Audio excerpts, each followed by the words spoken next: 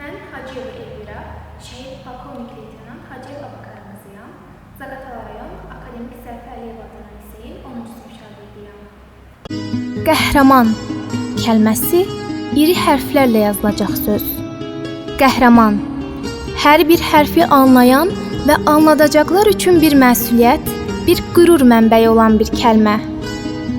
Qəhrəman bir övladın qürur duyacağı, fəxarətlə deyəcəyi ən gözəl kəlmə, ən gözəl söz. O ki ola mənim atam kimi qəhrəman, mənim qəhrəmanım. Kəlmələrə sığmayacaq, vərəq-vərəq kitablara sığmayacaq bir gözəl kəlmə, qəhrəman. Qəhrəman, nə gözəl səslənir bu söz. Mənim qəhrəmanım, əbədi qəhrəmanım. Atam Abakar Hacıyev gözəl bir yaz günündə, aprelin 11-i 1979-cu ildə sadə bir ailədə dünyaya gəlib.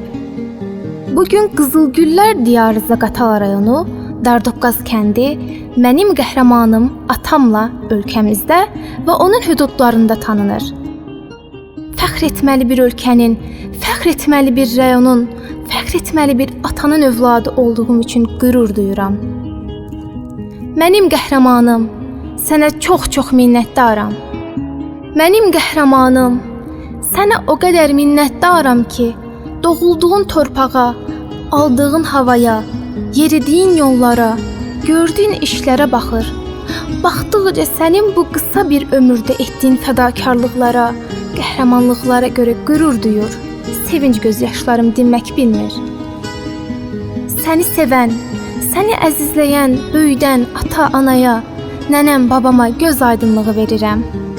Gözünüz aydın olsun, əziz nənə, baba. Belə bir qəhrəman oğlunuz var. Və bu varlıq mənim atamdır.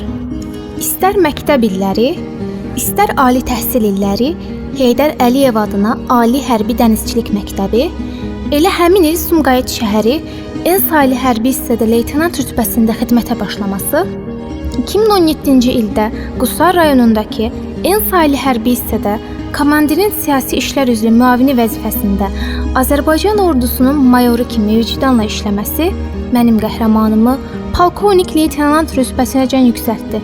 Mənim qəhrəmanım Azərbaycan ordusunun polkovnik leytenantı Abakar Hacıyev 2020-ci il sentyabrın 27-sində Azərbaycan Silahlı Qüvvələri tərəfindən Ermənistanın işğalı altında olan ərazilərin azad edilməsi üçün başlanan Vətən müharibəsi zamanı Xocavəndin azadlığı uğrunda gedən Qırmızı Bazar istiqamətində döyüşlərdə qəhrəmancasına şəhid olub.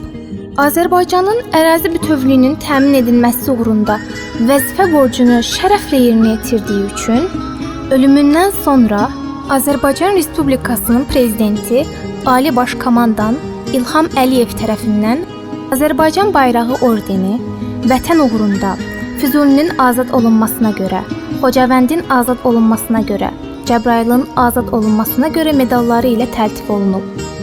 Mənim qəhrəmanım, Vətən sevdalısı canım atam. Sənin bizi niyə qoyub getdiyini, anamı, məni, qardaşlarımı niyə gözü yaşlı qoyub getdiyini deyə bilmərəm. Dilim buna varmaz. Buna haqqım çatmaz. Buna haqqım yoxdur. Çünki sən sevdiyim bir işin, sevdiyim bir sənətin, hərbi sənətinin vurğunuydun. Vətən sevdalısıydın. Səninlə bağlı hər şey, amma hər şey bu günlədir, gələcəklədir. Sən heç zaman keçmişdə deyilsən, bu günləsən, bizimləsən, vətənləsən. Çünki sən öz qəhrəmanlığınla bu günü və gələcəyi yazdın.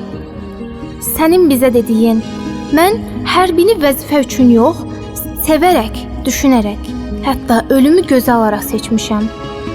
Siz və vətən mənim üçün bir hava, bir nəfəssiniz deməyin heç vaxt yadımdan çıxmaz.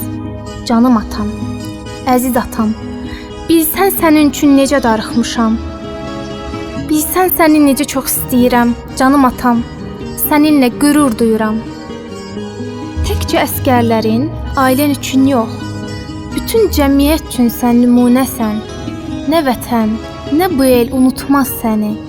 qəlbimdə yaşayan nur üzlü atam.